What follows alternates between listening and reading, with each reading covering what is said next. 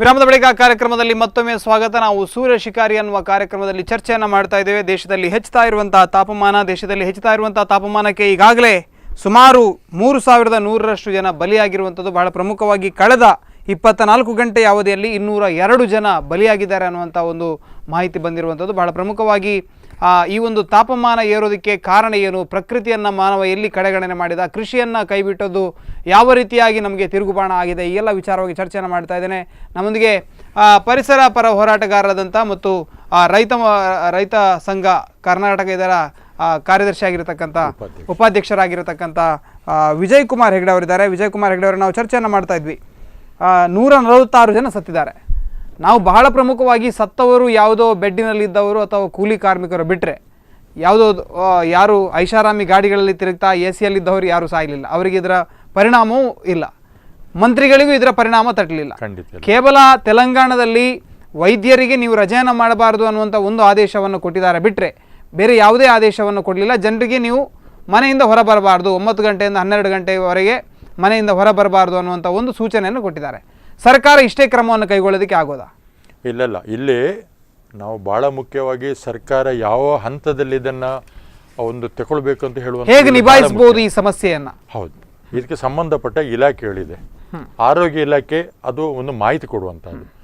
ನಾವು ಮಾಡಿದ ತಪ್ಪುಗಳು ಏನಂತೇಳಿ ಈಗ ಬೇಡ, ಭಾಳ ದೂರದ್ದು ಬೇಡ. ಈಗ ನಮ್ಮದೇ ಕೋಸ್ಟಲ್ ಕರ್ನಾಟಕದ ನಾವು ಮಾಡಿದಂಥ ತಪ್ಪು, ಹೊರಯಿಂದಾಗಿ ನೀರೆಷ್ಟು ಬಂತು, ಎಷ್ಟು ಭೂಮಿ ಹಾಳಾಯಿತು. ಹೌದು, 10, 30, 33 ವರ್ಷದಿಂದ ಒಂದು ಪಾಯಿಂಟ್. UPCಯಲ್ಲಿ ಬಂದು ಎಷ್ಟು ಭೂಮಿ ಹಾಳಾಯಿತು, ಯಾವ ಹಂತದಲ್ಲಿ ನಮ್ಮ ಸಮಸ್ಯೆಯಲ್ಲಿ ಉದ್ಭವ ಆಗಿದೆ. ಅದೇ ಪಾದೂರಿನಲ್ಲಿ ನಿಮ್ಮ ಆಯಿಲ್ ಸ್ಟೋರೇಜ್ ಇದು ಬಂತು, ಅದರಿಂದಾಗಿ ಎಷ್ಟು ಸಮಸ್ಯೆ ಉತ್ಪತ್ತಿ ಆಯಿತು. ನೀವು ಹಾರ್ಬರ್ ಬಂತು, ಹಾರ್ಬರ್ನಿಂದಾಗಿ ಕಲ್ಲಿದ್ದಲನ್ನು ರಾಶಿ ಹಾಕಿದ್ರೆ ಟೆಂಪರೇಚರ್ ಎಷ್ಟು ಹೆಚ್ಚಿಗೆ ಬದಲಾವಣೆ ಆಯ್ತು. MRPಯಲ್ಲಿ ಬಂತು. ಅಂದ್ರೆ ಸಮಸ್ಯೆ ಮಾಡಿಕೊಂಡಿರೋದು ನಾವೇ ಮಾಡಿಕೊಂಡಿದ್ದೇವೆ. ಈಗ ಋಷಿ ಮುನಿಗಳು ಇರ್ತಕ್ಕಂಥ ಈ ಕೋಸ್ಟಲ್ ಕರ್ನಾಟಕದ ತುಳುನಾಡು ಏನಿದೆ, ಋಷಿ ಮುನಿಗಳು ವಾಸವಾದಂಥ ಸ್ಥಳ ಇದು. ಋಷಿ ಮುನಿಗಳು ಒಂದು ಸ್ಥಳವನ್ನು ಗುರುತಿಸುವುದಂತ ಹೇಳಿದರೆ ಅವರ ಪ್ರಕೃತಿಯಲ್ಲಿ ಯಾವ ರೀತಿ ಇರಬೇಕು ಅದೆಲ್ಲ ಇದೆಯೋ ಇಲ್ವೋ ಅಂತ ಹೇಳುವಂತ ನೋಡಿ ಅವರು ಇರುವಂಥ ಸ್ಥಳ ಇದು. ಅಂಥ ಭೂಮಿಯನ್ನು ನಾವು ಇವತ್ತು ಏನು ಯಾವ ರಾಜಕಾರಣಿಗಳು ಬಿದ್ದು ಹೋಗಲಿಲ್ಲ, ಯಾವ ಅಧಿಕಾರಿಗಳಿಗೂ ಬಿದ್ದು ಹೋಗಲಿಲ್ಲ. ಅಂಥ ಭೂಮಿ ನಾವು ಇವತ್ತು ಹಾಳು ಮಾಡ್ತಿದ್ದೇವೆ. ಇದಕ್ಕೆ ಕಾರಣ ಯಾರು? ರಾಜಕಾರಣಿಗಳು ಕಾರಣರಲ್ಲ, ಅಧಿಕಾರಿಗಳು ಕಾರಣರಲ್ಲ, ನಾವು ಜನಸಾಮಾನ್ಯರು. ನಾವು ಏನು ಮಾಡ್ಕೊಂಡು ಕೂತ್ಕೊಂಡಿರೋರು ನಾವು ಏನು ಮಾಡ್ತೀವಿ? ಇಲೆಕ್ಷನ್ ಬಂದಾಗ UPCಯಲ್ಲಿ ನೋಡಿ ಹಾಳು ಮಾಡದ ರಾಜಕಾರಣಿ ಯಾರಂತೇಳಿ ಅವ್ರಿಗೆ ಎಲ್ರಿಗೂ ಗೊತ್ತಿದೆ. ಲೋಕಲ್ ಇಲೆಕ್ಷನ್ ಬಂದಾಗ ನಿಮಗೆ ಯಾವ BJP ನಡೀತದೆ, ಯಾವ ಕಾಂಗ್ರೆಸ್ ನಡೀತದೆ, ಯಾವ JDS ನಡೀತದೆ, ಅವ್ರ ಹಿಂದೆ ಹೋಗ್ತೀರಿ ನೀವು. ಯಾವ ರಾಜಕಾರಣಿ ಪರ್ಮಿಷನ್ ಕೊಟ್ಟ ಸಂದರ್ಭದಲ್ಲಿ ಯಾರಿದ್ದಾರೆ ಅವ್ರು ಇವತ್ತು ಇಲೆಕ್ಷನ್ ಇದೆ, ನೀವು ಅವ್ರ ಹಿಂದೆ ಹೋಗಿ ಓಟಿಗೆ ಕ್ಯಾನ್ವಾಸ್ ಮಾಡ್ತೀರಿ. ಅವ್ರು ನೀವು ಯಾವ ಥರದ ತಡೆಗಟ್ಟಿದ್ಯಾ? ಹಾಗಾದ್ರೆ ಅವ್ರು ಎಲ್ಲಿ ನಮ್ಮ ಪ್ರೊಟೆಕ್ಟ್ ಮಾಡ್ತಾರೆ? ಅವರು ರಾಜಕಾರಣಿಗಳು ಹೇಗೆ ಅಂತ ಹೇಳಿದ್ರೆ ಅವರು ನಮ್ಮ ರೆಪ್ರೆಸೆಂಟೇಟಿವ್, ಜನರಿಗೋಸ್ಕರ ಇರುವವರು. ನೀವು ಅವ್ರ ಹಿಂದೆ ಹೋದ್ರೆ ಮತ್ತೆ ಅವ್ರು ನಮಗೋಸ್ಕರ ಹೇಗಿರ್ತಾರೆ, ಅವ್ರಿಗೋಸ್ಕರ ಕೆಲಸ ಮಾಡ್ತಾರೆ. ಉಷ್ಣತೆಯ ತಾಪದಿಂದ ಜನರನ್ನು ಹೇಗೆ ರಕ್ಷಿಸಬಹುದು? ಸರ್ಕಾರ ಬಹಳ ಮುಖ್ಯವಾಗಿ ಏನು ಕ್ರಮವನ್ನು ಕೈಗೊಳ್ಳಬೇಕು? ಇವತ್ತು ಒಂದು ದಿವಸ 1 ಗಂಟೆಯಲ್ಲಿ ಆಗುವಂತ ಕೆಲಸ ಅಲ್ಲ ಇದು. ತಕ್ಷಣಕ್ಕೆ ನಾವು ಮಾಡ್ಬೇಕಾದ್ರೆ ನಾವು ಆದಷ್ಟು ಜಾಗ್ರತೆ ಮಾಡಬೇಕು. ಲಿಂಬೆ ಶರ್ಬತ್ ಹಂಚಬಹುದು ಅಷ್ಟೇ ಅಲ್ಲ, ಲಿಂಬೆ ಶರ್ಬತ್ ಹಂಚಬಹುದು, ಖಾರ ಕಮ್ಮಿ ತಿನ್ಬೇಕು, ಆಮೇಲೆ ನೀರನ್ನ ಜಾಸ್ತಿ ನೀವು ಇದು ಮಾಡಬೇಕು, ಮತ್ತೆ ನೀರನ್ನ ನೀವು ಕುದಿಸಿ ತಣಿಸಿ ಕುಡಿಬೇಕು. ಅದು ಇಲ್ಲಿ ಕೂಡ ಇವತ್ತು ಬಹಳ ಇಂಪಾರ್ಟೆಂಟ್ ಇದೆ. ಮತ್ತೆ ನೀರಿನಲ್ಲಿ ಗುಣಮಟ್ಟವನ್ನು ನೀವು ಗುರುತಿಸಿ ಕುಡಿಯುವಂಥದ್ದು ಕೂಡ ಇಲ್ಲಿ ಬಹಳ ಮುಖ್ಯ ಇದೆ. ಇಲ್ಲಿ ಬಹಳ ಪ್ರಮುಖವಾಗಿ ನಮ್ಮೊಳಗಡೆ ಒಂದು ನಿರೋಧಕ ಶಕ್ತಿ ಅಂತ ಒಂದಿದೆ, ಪ್ರತಿರೋಧ ಶಕ್ತಿ ಅಂತ. ಅದು ಕಡಿಮೆ ಇರುವವರು ಸಾಯ್ತಾ ಇದ್ದಾರೆ ಅಂತ ನನಗನಿಸ್ತಾ ಇದೆ. ಯಾಕಂದ್ರೆ ಯಾರ ಆಹಾರ ಪದ್ಧತಿ ಸರಿ ಇಲ್ಲ ಅಥವಾ ಒಂದು ಬಡವರು ಯಾರಿದ್ದಾರೆ ಜೋಪಡಿಗಳಲ್ಲಿರುವಂಥವ್ರು, ಇವರು ಮೊದಲ ಇದಕ್ಕೆ ಬಲಿ ಆಗ್ತಾರೆ. ಇನ್ನೊಂದು ಬಹಳ ಮುಖ್ಯ, ಈಗ ಅವರ ಬಲಿ ಅಂತ ಹೇಳಿಕ್ಕೆ ಬರೋದಿಲ್ಲ, ನಾಳೆ ನೀವು ಕೂಡ ಆಗ್ಬೋದು. ಆಕ್ಸಿಜನ್ ಪರ್ಸೆಂಟೇಜ್ ನಾಗ ಬಿಗಿನಿಂಗ್ ಹೇಳಿದಾಗೆ ಆಕ್ಸಿಜನ್ ಪರ್ಸೆಂಟೇಜ್ ಕಮ್ಮಿ ಆದ ಸಂದರ್ಭದಲ್ಲಿ ನಾವು ಎಲ್ಲ ನಮ್ಮ ಇದು ಚಲನವಲನ ಕಮ್ಮಿ ಆಗ್ತದೆ. ಒಂದು ಕಾಲ್ ಇದೆ. ಹಲೋ, ನಮಸ್ತೆ. ನಮಸ್ತೆ ಸರ್, ಎಲ್ಲಿಂದ ಕರೆ ಮಾಡ್ತಾ ಇದ್ದೀರಿ? ತಮ್ಮ ಹೆಸರಿಗೆ? ನಾನು ಪಡುಬಿದ್ರಿಂದ. ಹೇಳಿ ಸರ್. ಈ ಒಂದು ಬಿಸಿಲಿನ ತಾಪದಿಂದ ಸುಮಾರು 202 ಮಂದಿ ಕಳೆದ 24 ಗಂಟೆಯಲ್ಲಿ ಮೃತಪಟ್ಟಿರುವಂಥದ್ದು. ಈ ಬಗ್ಗೆ ತಮ್ಮ ಅನಿಸಿಕೆ ಏನು? ಅಲ್ಲ, ನಾವೀಗ ಸದ್ಯ ಒಳ್ಳೆ ಟಾಪಿಕ್ ಅನ್ನ ನೀವು ಎತ್ಕೊಂಡಿದ್ದೀರಿ. ಮತ್ತೆ ನಮ್ ಕಡೆ UPCL ಬಗ್ಗೆ ನಮ್ಮ ಈ ಪಡುಬಿದ್ರಿ ಏರಿಯಾದಲ್ಲಿ, ಎಲ್ಲೂರು ಏರಿಯಾದಲ್ಲಿ ಒಂದು ವಾರದಿಂದ ಬಹಳಷ್ಟು ಒಂದು ಸೆಕೆ ಜಾಸ್ತಿ ಆಗಿ ಟೆಂಪರೇಚರ್ ಹೈ ಲೆವೆಲ್ಗೆ ಹೋಗಿದೆ. ಇವತ್ತು ಕೂಡ ಎಲ್ಲ ಸರೌಂಡಿಂಗ್ಸ್ ಅಲ್ಲಿ ಮಳೆ ಬಂದಿದ್ರು ನಮ್ಮ UPCL ಒಂದು 10 ಕಿಲೋಮೀಟರ್ ಸರೌಂಡಿಂಗ್ಸ್ ಒಂದು ಹನಿ ಬರ್ತಾ ಇಲ್ಲ. ಈಗಾಗಲೇ 1 ಯೂನಿಟ್ ಇಂದ ಇಲ್ಲಿ ತುಂಬಾ ಒಂದು ಟೆಂಪರೇಚರ್ ನ ಹೈ ಟೆಂಪರೇಚರ್ ಇಲ್ಲಿ ಬರ್ತಾ ಉಂಟು. ಈಗ ನಮಗೆ ಇವತ್ತು ಬಂದಂತ ಇನ್ಫಾರ್ಮೇಶನ್ ಪ್ರಕಾರ ಈಗಾಗಲೇ ಅದನ್ನ ಅದಾನಿ ಗ್ರೂಪಿನವರು ನಮ್ಮ ಮೋದಿ ಅವರನ್ನ ಪ್ರಧಾನಿ ಮಾಡಿದಂತ ಒಂದು ಇಂಡಸ್ಟ್ರಿಯಲಿಸ್ಟ್ ಏನಿದ್ದಾನೆ ಅವನು ಅದನ್ನು ಪರ್ಚೇಸ್ ಮಾಡಿದ್ದಾನೆ ಈಗಾಗಲೇ. ಈಗ ಇವತ್ತು ನಾವು ಹೆಗ್ಡಿಗೆ ಈಗಲೇ ಅದು ಇನ್ಫಾರ್ಮೇಶನ್ ಕೊಡ್ಲಿಕ್ಕೆ ಅಂತೇಳಿ ಮಧ್ಯಾಹ್ನ ನಮಗೆ ಇನ್ಫಾರ್ಮೇಶನ್ ಬಂದಿತ್ತು. ಈಗ ಇನ್ನೂ 2 ಯೂನಿಟ್ ಅದಕ್ಕೆ ಆಡ್ ಮಾಡುವಂತ, ಮಳೆಗಾಲ ಮುಗಿದ ಕೂಡಲೇ ಆಡ್ ಮಾಡುವಂತ ಒಂದು ಹುನ್ನಾರದಲ್ಲಿದ್ದಾರೆ. ಒಂದು ವೇಳೆ ಅದನ್ನ ಅವರು ಎಣ್ಣೆ ಎನ್ಲಾರ್ಜ್ ಮಾಡಿದ್ರೆ ಖಂಡಿತವಾಗಿಯೂ ಈ ಪರಿಸರದ ಜನ ಬದುಕುವ ಸ್ಥಿತಿಯಲ್ಲಿ ಖಂಡಿತ ಇಲ್ಲ, ಇನ್ನೂ ಹೀಟ್ ಟೆಂಪರೇಚರ್ ಹೈ ಆಗ್ತದೆ. ಈಗಾಗಲೇ ಇಲ್ಲಿ ತುಂಬಾ ಒಂದು ದನ ಕರುಗಳು ಮತ್ತೆ ಗರ್ಭಿಣಿ ಮಹಿಳೆಯರಿಗೆ ಒಂದು ಟೆಂಪರೇಚರ್ ಇರಿಸಿಕೊಳ್ಳುವಂತ ಸ್ಥಿತಿಯಲ್ಲಿಲ್ಲ ಈ ಒಂದು ಸರೌಂಡಿಂಗ್ಸ್ ಅಲ್ಲಿ. ಆದ್ರಿಂದ ಈ ಒಂದು ಇಂಡಸ್ಟ್ರಿಯಿಂದಲೇ ನಮಗೆ ಈ ಟೆಂಪರೇಚರ್ ಜಾಸ್ತಿ ಆಗಿದೆ. ಅದು ತುಂಬಾ ಒಂದು ಆ ಆರೋಗ್ಯದ ಮಟ್ಟಿಗೆ ಅದು ತುಂಬಾ ಅನಾಹುತವನ್ನ ಇಲ್ಲಿ ಮಾಡ್ತಾ ಉಂಟು ಈ ಕಂಪನಿ. ಆದ್ರಿಂದ ಯಾವ ಕಾರಣಕ್ಕೂ ಇದು ಸರ್ಕಾರದ ಗಮನಕ್ಕೆ ಬರಬೇಕು. ಈ ಕಂಪನಿಯಿಂದ ಇಲ್ಲಿ ಟೆಂಪರೇಚರ್ ಹೈ ಆಗಿದೆ ಅಥವಾ ಒಂದು ಹಲವಾರು ರೀತಿಯ ರೋಗಗಳು ಅಲ್ಲಿ ಈಗಾಗಲೇ ಬಂದಾಗಿದೆ. ಆ ಒಂದು ಸಣ್ಣ 3 ತಿಂಗಳ ಮಕ್ಕಳಿಗೆ ಅವರ ಬಾವಿಯ ನೀರಲ್ಲಿ ಸ್ನಾನ ಮಾಡಿಸ್ಲಿಕ್ಕಿಲ್ಲ ಅಂತ ಹೇಳ್ತಾರೆ. ಸ್ಕಿನ್ ಅಲರ್ಜಿ ಬರ್ತಾ ಉಂಟು, ಅದರಲ್ಲಿ ಸ್ನಾನ ಮಾಡಿಸ್ಬೇಡಿ, ಆ ಕಲ್ಲಿದ್ದಲು ಬಾವಿಗೆ ಬರ್ತಾ ಉಂಟು ನೀರು, ಅದರಲ್ಲಿ ಮಾಡಿದ್ರೆ ನಿಮ್ಮ ಮಕ್ಕಳಿಗೆ ಸ್ಕಿನ್ ಅಲರ್ಜಿ ಬಂದು ತೊಂದರೆ ಆಗ್ತದೆ, ನೀವು ಬೇರೆ ನೀರು ತಂದು ಸ್ನಾನ ಮಾಡಿ ಅಂತ ಹೇಳುವಾಗ ಈಗ ಒಂದು 5-10 ಕಿಲೋಮೀಟರ್ ಇಂದ ತಕೊಂಡೋಗಿ ಸಣ್ಣ ಮಕ್ಕಳನ್ನು ಸ್ನಾನ ಮಾಡಿಸ್ತಾರೆ ಅಲ್ಲಿ. ಅಂತ ಒಂದು ಹೀನಾಯ ಪರಿಸ್ಥಿತಿ ಉಂಟು. ರೈತರಿಗೆ ಹೇಗೂ ಸಾಗುವಳಿ ಮಾಡ್ಲಿಕ್ಕಿಲ್ಲ ಅಲ್ಲಿ. 3 ವರ್ಷದಿಂದ ರೈತರು ಅಲ್ಲಿ ಎಲ್ಲಾ ತಮ್ಮ ಒಂದು ಆ ಕೃಷಿಯನ್ನು ಹಾಳು ಮಾಡಿಕೊಂಡು ಜೀವನವನ್ನ ಮಾಡ್ತಾ ಇದ್ದಾರೆ, ಯಾವುದೇ ಕೃಷಿಯನ್ನು ಮಾಡುವ ತರ ಇಲ್ಲ. ಅದರಿಂದ ಈ ಒಂದು ನಮ್ಮ ಈ ಸರೌಂಡಿಂಗ್ಸ್ ನಲ್ಲಿ ಆ ಟೆಂಪರೇಚರ್ ಹೈ ಆಗಿ ಇಂತ ಒಂದು ಪರಿಸ್ಥಿತಿ ಬರ್ಲಿ UPCಯಲ್ಲೇ ಕಾರಣ. 3-4 ಯೂನಿಟ್ ಆದ್ರೆ ಇನ್ನು ನಮಗೆ ಬದುಕಲಿಕ್ಕೆ ನಮ್ಮನ್ನು ಸಾಧ್ಯ ಇಲ್ಲ ಅನ್ನುವಂತ ಮಾತನ್ನ ಹೇಳ್ತಾ ಇದ್ರಿ. ಧನ್ಯವಾದಗಳು. ಹೇಳ್ತೇನೆ. ಧನ್ಯವಾದಗಳು ಸರ್, ಧನ್ಯವಾದಗಳು. UPCL ಬಗ್ಗೆ ಪ್ರಶ್ನೆ ಎತ್ತಿರುವ ಖಂಡಿತವಾಗಿ ನಾವು ಇದನ್ನು ಹೋರಾಟ ಮಾಡೋ ಸಂದರ್ಭದಲ್ಲಿ ಇವತ್ತು ಕೂಡ ನಾವು ಅದನ್ನು ಬಿಡಲಿಲ್ಲ. 100 ಕಿಲೋಮೀಟರ್ ರೇಡಿಯಸ್ ವರೆಗಿದ್ರೆ ಟೆಂಪರೇಚರ್ ಹೋಗ್ತಾ ಅಂತ ಹೇಳಿ ನಾವು ಹೇಳ್ತಾ ಬಂದಿದ್ದೇವೆ. ಅಲ್ಲಿ ರಾಜಕಾರಣಿಗಳ ಕೆಲವು ಪ್ರಬಲದಿಂದ ಹೋರಾಟ ಮಾಡಿದವರು ಬಹಳ ಜನ ಇದ್ರು ಕೂಡ ಬಹಳಷ್ಟು ಜನ ಇಂಡೈರೆಕ್ಟ್ ಆಗಿ ಕಂಪನಿಗೆ ಸಪೋರ್ಟ್ ಮಾಡಿ ಬರ್ಲಿ ಕೆಲಸ ಸಿಗಲಿ ಅಂತ ಹೇಳುವಂತ ಲೆಕ್ಕದಲ್ಲೇ ದುಡ್ಡು ಮಾಡೋರು ಅಲ್ಲಿ ಜನ ಜಾಸ್ತಿ ಆದ್ರು. ಅದರಿಂದಾಗಿ ಹೋರಾಟ ಅಲ್ಲಿ ವೀಕ್ ಆಗಿದೆ. ಇವತ್ತು ಕೂಡ ನಾವು ಬಿಡ್ಲಿಲ್ಲ.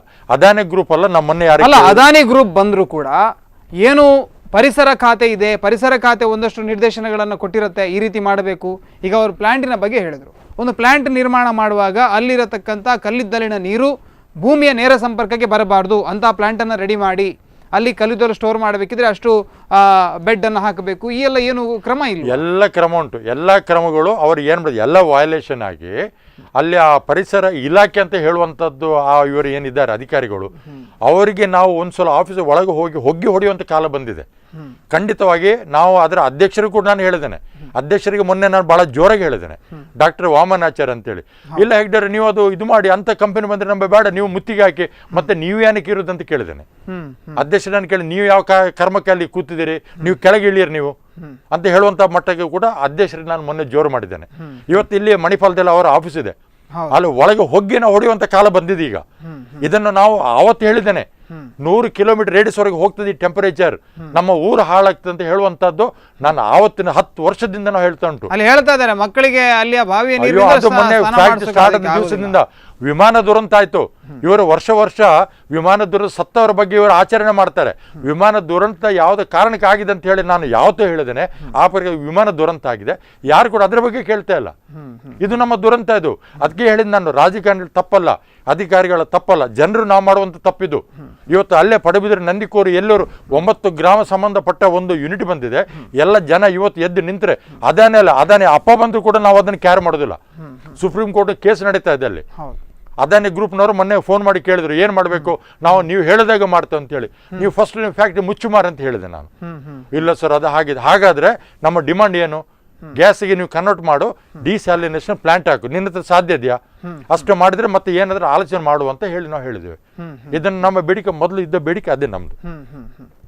ಹಾಗಾದ್ರೆ ಒಟ್ಟಿನಲ್ಲಿ ಉಷ್ಣ ವಿದ್ಯುತ್ ಸ್ಥಾವರಗಳು ಅಥವಾ ಈ ರೀತಿಯ ಕೈಗಾರಿಕೆಗಳಿಂದಾಗಿ ತಾಪಮಾನ ಹೆಚ್ಚುತ್ತಾ ಇದೆ. ಜಾಗತಿಕ ತಾಪಮಾನದ ಮೇಲೆ ಬಹಳಷ್ಟು ದೊಡ್ಡ ಪರಿಣಾಮವನ್ನು ಬೀರ್ತಾ ಇರುವಂತದ್ದು ಈ ರೀತಿಯ ಕೈಗಾರಿಕೆಗಳು. ಅಲ್ಲಿ ಎಲ್ಲ ಬರ್ತದೆ. ಒಂದು ಕಾಡು ಕಡಿಯುವಂತಹದ್ದು, ಕೆರೆಗಳನ್ನು ಮುಚ್ಚುವಂತಹದ್ದು, ವಾಟರ್ ಟೇಬಲ್ ನೀರಿನ ಜಲಮಟ್ಟವನ್ನು ನಾವು ಒಮ್ಮಿಂದ ಮೇಲೆ ಈ ಸಮಸ್ಯೆಯನ್ನು ಇವತ್ತು ನಾವು ಪ್ಲಾನ್ ಮಾಡಿದ್ರೆ 5 ವರ್ಷ ಬೇಕಿದ್ದಕ್ಕೆ 5 ವರ್ಷ ನಾವು ಬದುಕಿ ಉಳಿದ್ರೆ ಆಗ್ಬೋದು.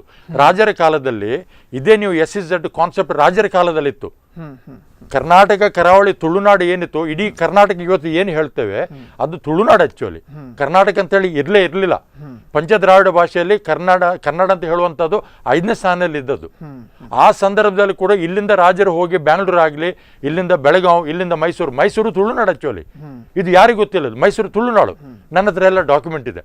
ಇವತ್ತು ಅಲ್ಲಿ ಏನೇನು ರಾಜರ ಅರಮನೆಗಳೆಲ್ಲ ಇತ್ತು, ಅಲ್ಲಿ ಮೊದಲು ಕೆರೆ ಮಾಡುವಂಥದ್ದು, ಕೋಟೆ ಕಟ್ಟುವಂತಹದ್ದು, ಅರಮನೆ ಮಾಡುವಂತಹದ್ದು, ಎಲ್ಲಾ ಕುಲ ಕಸುಬುಗಳನ್ನು ಸೇರಿಸಿ ಆ ಊರು ಡೆವಲಪ್ ಆದಂಥದ್ದು.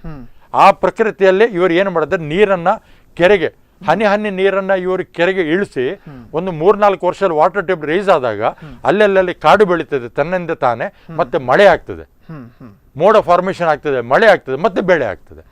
ಇದನ್ನು ರಾಜರ ಆವಾಗಿನ ಕಾಲ. ಈಗ ನೀವು SEZ ಮೊದಲು ಬದುಕಬೇಕಿದ್ರೆ ಆ ಭೂಮಿಯಲ್ಲಿ ಒಂದು ನೀರಿನ ಆಶ್ರಯವನ್ನು ನಿರ್ಮಾಣ ಮಾಡಲೇಬೇಕು. ಹನಿ ನೀರಿನಲ್ಲಿ ಇಳಿಸ್ಬೇಕು ನೀವು.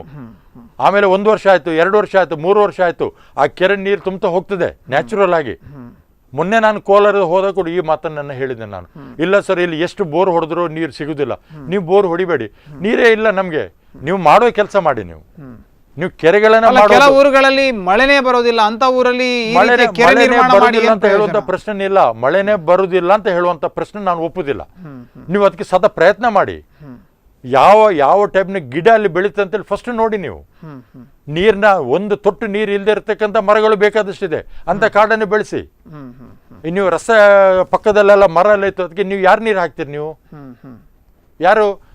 ಸಾಲು ಮರ ನಮ್ಮ ಇವರಿದ್ದಾರೆ, ಅವರು ಇಷ್ಟು ಗಿಡ ನಟ್ಟಿದ್ದಾರೆ, ಏನು ನೀರು ಹಾಕಿದಾರ? ಅವರು ಆ ಗಿಡವನ್ನು ಗುರುತಿಸಿ ಸಾಲು ಮರ ನಟ್ಟಿದ್ದಾರೆ ಅವರು. ಅದರಿಂದಾಗಿ ಆ ಊರು ಇವತ್ತು ತಂಪು ಎಷ್ಟಾಯ್ತು. ಅದರಿಂದ ಅಂತ ಮರಗಳು ನೀವು ನಡೀರಿ. ಎಸ್, ಓಕೆ, ಧನ್ಯವಾದಗಳು. ನಟ್ಟಿದಾಗ ಮಾತ್ರ ನಾವು ಬಚಾವಲು ಸಾಧ್ಯತೆ. ಎಸ್, ಧನ್ಯವಾದಗಳು ಸರ್. ಬಹಳಷ್ಟು ಮಾಹಿತಿಯನ್ನು ಕೊಟ್ರಿ. ಬಹಳ ಪ್ರಮುಖವಾಗಿ ಇವತ್ತು ಸಮಸ್ಯೆಯನ್ನು ಕಾಡ್ತಾ ಇರುವಂಥದ್ದು ಬಿಸಿಲಿನ ಝಳಕ್ಕೆ ಸುಮಾರು 3100ಕ್ಕೂ ಅಧಿಕ ಮಂದಿ ಇಡೀ ದೇಶದಲ್ಲಿ ಸಾವನ್ನಪ್ಪಿರುವಂಥದ್ದು. ಬಡವರು, ಬಹಳ ಪ್ರಮುಖವಾಗಿ ಅಶಕ್ತರು, ರೋಗಿಗಳು, ಆಸ್ಪತ್ರೆಯ ಬೆಡ್ಡಿನಲ್ಲಿದ್ದವರೆಲ್ಲ ಬಹಳ ಪ್ರಮುಖವಾಗಿ ಬಿಸಿಲಿನ ಝಳವನ್ನು ತಾಳಲಾರದೆ ಕೊನೆ ಉಸಿರಿ ಎಳೆದಿದ್ದಾರೆ. ಆದರೆ ಈ ಸಮಸ್ಯೆಯ ಮೂಲ ಇರುವಂಥದ್ದು ಪ್ರಕೃತಿಯ ನಾಶದಲ್ಲಿ. ಬಹಳ ಪ್ರಮುಖವಾಗಿ ಈಗ ನೀರಿನ ಮೂಲ ಅಂದ ತಕ್ಷಣ ನಾವು ಬೋರ್ವೆಲ್ ತೋಡುವ ಬಗ್ಗೆ ಆಲೋಚನೆಯನ್ನು ಮಾಡ್ತೇವೆ. ಆದರೆ ನೀರಿನ ಮೂಲ ಅನ್ನುವಂಥದ್ದು ತೆರೆದ ಕೆರೆಯನ್ನು ನಿರ್ಮಿಸಬೇಕು ಅಥವಾ ನೀರನ್ನು ಇಂಗಿಸುವಂಥ ಪ್ರಯತ್ನ ಆಗಬೇಕು, ತೆರೆದ ಬಾವಿಗಳನ್ನು ನಿರ್ಮಿಸಬೇಕು. ಇವುಗಳ ಸಂಖ್ಯೆ ಹೆಚ್ಚಾದರೆ ಮಾತ್ರ ಮಳೆಯ ನೀರನ್ನು ಹಿಡಿದಿಟ್ಟುವಂಥ ಒಂದಷ್ಟು ಆಶ್ರಯಗಳು ನಿರ್ಮಾಣ ಆಗಿ ಆ ಮೂಲಕ ಇದೆಲ್ಲ ಸಾಧ್ಯ ಇದೆ ಅನ್ನುವಂಥದ್ದು. ಮತ್ತು ಬಹಳ ಪ್ರಮುಖವಾಗಿ ಕೈಗಾರಿಕೆಗಳು ಬೆಳೀತಾ ಇವೆ, ಇಂಧನದ ಪ್ರಮಾಣ, ಇಂಗಾಲದ ಪ್ರಮಾಣ ಹೆಚ್ಚುತ್ತಾ ಇದೆ.